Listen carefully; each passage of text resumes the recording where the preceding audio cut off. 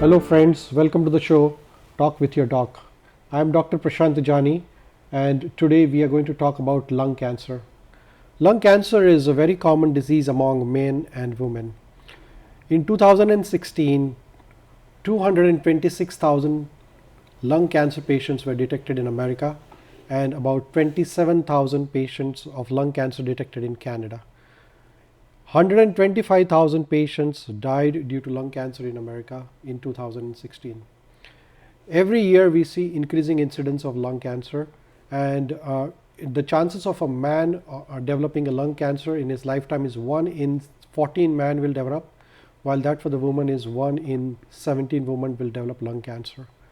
Lung cancer is seen in both smokers and non-smokers.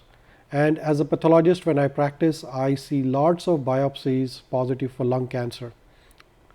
And today we are going to talk about the disease of lung cancer, which will include what are the risk factors, how we can prevent the lung cancer, how can we detect it at earlier stage, and what are the treatment options and prognosis.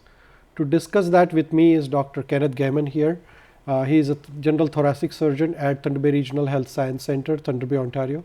Welcome, Dr. Gehman, for the show. Thank you. Really appreciate your time. It's a pleasure being here. We see a lot of lung cancer patients every day, and I always wonder what will be the cause of the lung cancer in the non-smokers, because one of my friends' mother, she was in the 60s, she never smoked, nobody in her family smoked, but she got a lung cancer and she died with the lung cancer. And this always wonders me. And many of the smokers don't get lung cancer. So can you please tell us about what is your experience about it? Well, I think, when you're speaking with patients newly diagnosed with lung cancer, about 80% of patients with new lung cancer will have had a significant smoking history. And if you inquire, they will speak about, that if they didn't actually smoke, they got exposure secondhand to smoke, either in a bar or their parents smoked at home, in the house, or in the car.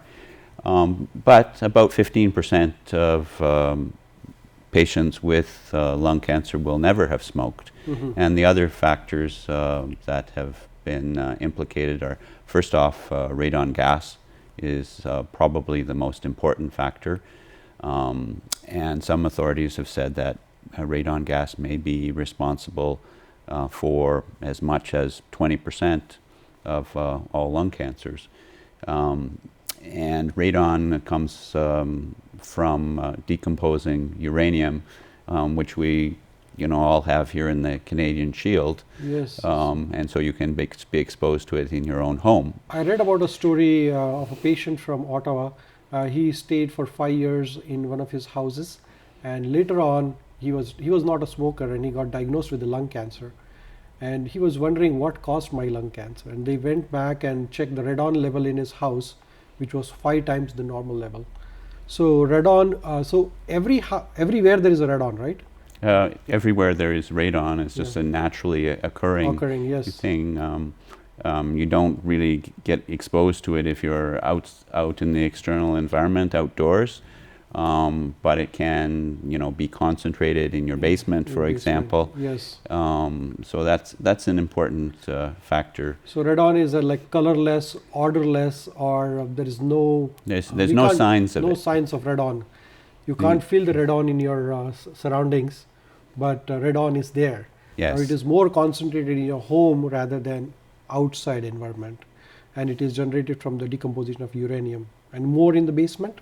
More in the basement is my understanding. So how do we detect the radon? So well, you actually have to have a or purchase a radon detector. Yes. And have it set up in your basement Yes. For a collection period of time, which to my understanding is like 30 or 60 days, and then you send in the detector.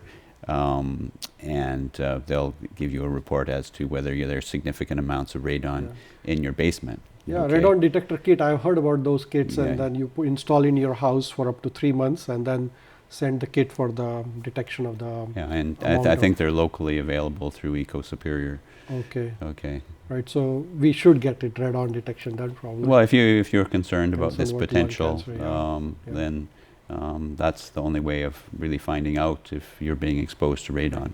So the smoking is number one cause, followed by radon. Is there any other risk factors you can think of? So asbestos exposure is certainly a very important factor for causing lung cancer, and locally, we've seen asbestos exposure related to people who worked in the shipbuilding industry, people who worked in construction, and many of our older buildings, when they have been demolished, we don't really know what the content often Yes. of the asbestos was, and it takes 25 or 30 years of previous exposure Right. before developing a lung cancer.